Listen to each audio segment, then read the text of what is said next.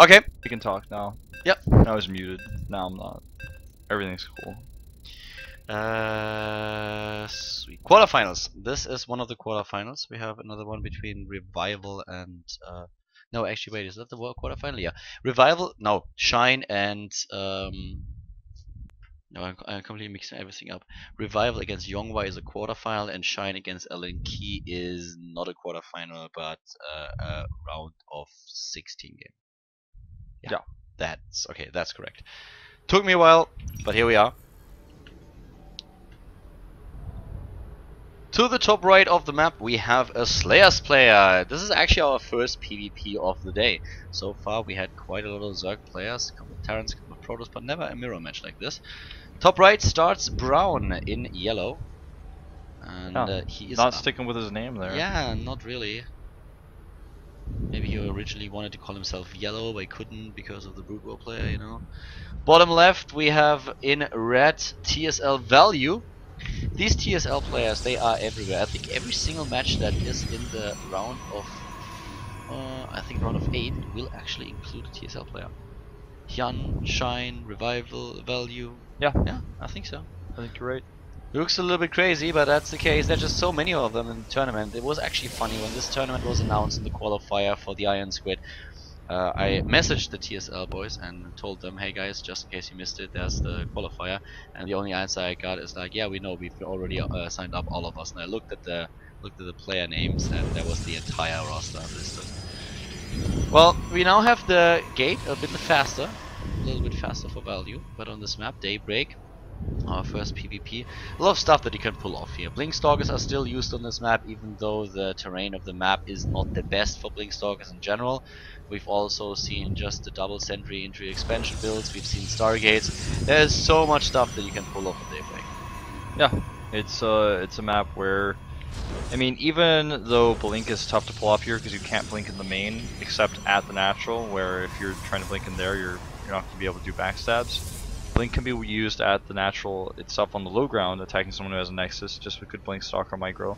So pretty much every build can be done here. Blink Stalker is a little bit less common for the reason just stated, but anything is possible. Brown is skipping the scout here and is just mining from his main base, trying to make the best out of his minerals. And as I say it, he makes me eat my words and sends out a probe. It's a little bit slower than Values. Value is now, of course, spotting what's going on here. And the second gas comes for Brown. So far, not for Value though. He's still, there it is, second extractor for the TSL Protoss. And Brown will start to reveal his tech pretty soon. So far, we have him just trying to sneak in. The same is true for Value, of course. Let's see if we see an aggressive game. Yeah, the gas a lot earlier for Brown here. And neither player has taken a second gateway. Brown will get inside the main, trying to wonder what he can do for Value with his probe. Not a whole lot. It's going to leave. Pylon at the front for Value so that he can see. You can use it to warp in to defend when you are being attacked. The same has been done for Brown. It's always good to have that pylon up there so that you can warp in sentries if you need to at the last second. And both of them going for sentries, it starts to look more and more like we're going to see fast expand builds from both players. Yep, exactly. Both of them queued up sentries at their gateways, so we will see Nexi coming down very soon. And a bit of a longer game between these two Protoss players. Value was just able to beat sort of, and he kicked the last foreigner out of the tournament. The Korean qualifier here featured, I think, 3 or 4 of them. But after pick lost to Yonghwa, it was sort of lost to Value. And Value actually not going for the expansion. No, he uses the sentries to be safe here because he wants to go for the build that we mentioned earlier. He wants to go for Stargate. A Stargate play coming out. Probably going to hide his Phoenixes. It's becoming the standard way to do this in PvP. Right now most people are not making any more than 3 Phoenixes in this matchup.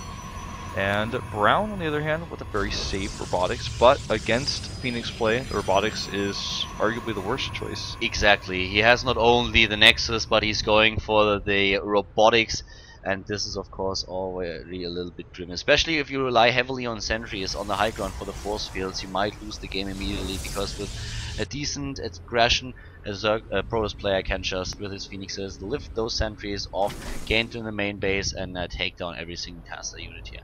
So it's going to be interesting to see how this is going to plan out. The sentries have been shown, the expansion is also something that Value knows about. He builds his first Phoenix and he is waiting.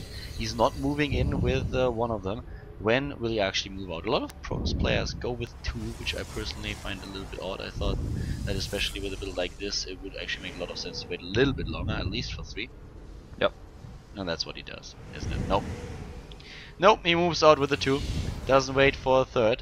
And also his gateway units. He is still hiding them a little bit. Is he at least dodging the Selnaga watchtower? Well, Yeah, he chases the probe first. Chases the probe away. And This now is so he has scary. the Phoenix in position. The 3rd one is on its way. But look at this timing. Moving in with gateway units. He didn't. Okay, he's gonna use. I thought he was gonna go for an attack based on Nexus, but instead he's gonna use his lifts on probes. 1, 2 are already dead. He doesn't have too many lifts here though. That's the only 2 lifts that he had. Another one.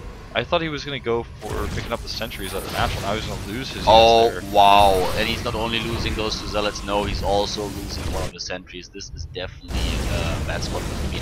Trying to kill sentries takes down 1, but he really has to be careful here. I mean, value makes this work a little bit, but he is also expanding. It's just showing those phoenixes so early. He killed 2 probes, but what are you gonna do? Killing 2 probes? Oh, yippee!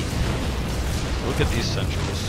But oh, you're right. And I was a little bit disappointed he didn't try to go for a more straight up aggressive attack at the ramp. Could have picked the sentries up off the high ground and attacked up there with a bunch of gateways. That's a really common way to punish someone who goes for an expand like this.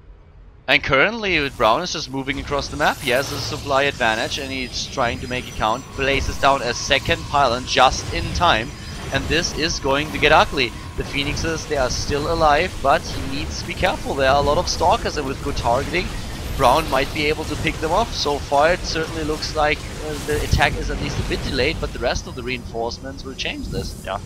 Warps and zealots rather than stalkers, because he can't quite afford that many stalkers. This Nexus may just go down. He doesn't have enough Phoenixes here to actually pick up the stalkers. And this is a terrible position for value now. It's horrible. Brown has 2 bases, he has the economy, and at the same time it's impossible for value to save his own Nexus. He's losing it without gaining anything. He's even supply blocked because of it. So this is a perfect contain, and the only thing that Brown has to do now is start to defend his main base and of course these mineral lines. There are 4 Phoenixes left and they can take down quite a few harvesters. He needs to be careful here, but still the position that he's in is great. It's awesome. There's no way for value to actually get out of his main. Even if he tried to lift all those units with Phoenixes, it wouldn't be enough. Brown's actually going to walk up the ramp here, which is kind of almost overzealous, but he's just trying to get rid of these sentries so he can get the rest of his army up. He pushes the sentries back, and this is a vulnerable moment. He wants to get that force field, and he will. Yeah, but then he needs another sentry and needs it fast, so he's also forced to just sacrifice his gas once again. Hello, Phoenix. No. No, indeed. That guy was a bit off. Just slightly. Guy had a rough morning or something, I don't know. Yeah, he needs a coffee. I think, yeah, the question remains, actually it doesn't remain, but so far I always ask myself, do Phoenixes need coffee? Do Protoss units need coffee? And the question has just been answered. Yeah. Well, I mean, look at the Stalker. You imagine a Stalker carrying a coffee with his little stub arms. I can see him doing it, and he needs a coffee. Nice pickoff here at that was important. Observer. That was really important. But problematic is that we have now the robotics bay. Robotics bay is being built and Brown is just too strong here. This guy was in Code S. He's currently looking at 46 harvesters against 31, double base against 1. Army supply is a little bit in favor of value, but is he going to win the game because of it? Find out if he loses picks this up army. The sentries. And this could be the opening he needs. A lot of Brown's army is at home to defend against the Phoenixes. He's picking up the Immortal. And value has turned this game around a little bit here. He can actually continue to pursue the Stalkers with the Phoenixes if he wants to. I don't know why he's deciding that attacking the pylon is the better choice, but he decides to do that. Remember, Brown still has the much better economy. I really I'm so disappointed he actually killed those pylons like that. An expansion? How is... I mean, this cannot work. It just really won't. It shouldn't work. The tech is so much better already for Brown. His economy is better. His army is good. I feel the only chance that value really had was attacking right away, chasing this army down with the Phoenixes, using the Graviton Beam for the lifts, and then killing the army and moving in.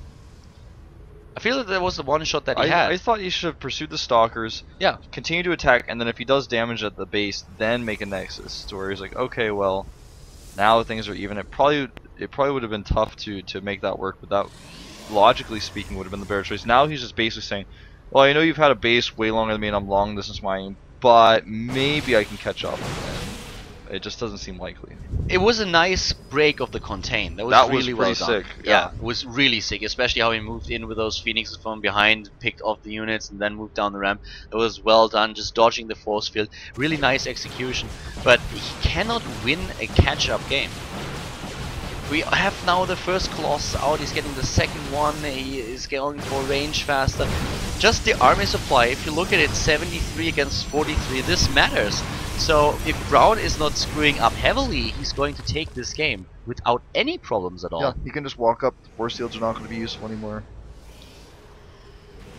Zealot getting taken out before he even gets there. He's going for the rocks. He's going to require more force shields to even block. Yeah. Another defensive pylon goes down 4 value, but Brown has way too much here. He's just going to walk up the ramp. Guardian shield is up. And there's the fight immediately. 2 Colossi against 1. The Gateway army is bigger for Brown too. The Zealots are already gone, and now come the reinforcements. GG, of course. Value is down again.